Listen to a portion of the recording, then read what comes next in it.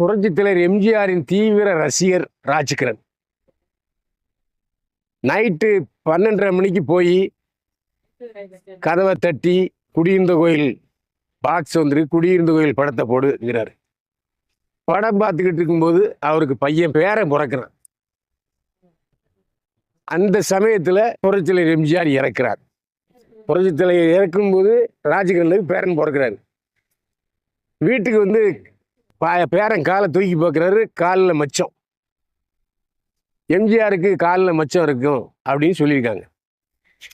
அப்படிப்பட்ட சூழ்நிலை எம்ஜிஆராகவே தன்னுடைய பேரனை பார்க்குறாரு. அப்போ எம்ஜிஆரை தன்னை ஒரு போலீஸ் அதிகாரியாக ஆக்கணும் அப்படின்னு கார்த்திகை ஆக்குறாரு. கார்த்திகை எம்ஜிஆர் மாதிரியே சில வித்தைகள்லாம் கற்றுக் கொடுக்குறாரு, சிலம்பெல்லாம் கற்றுக்கிறாரு.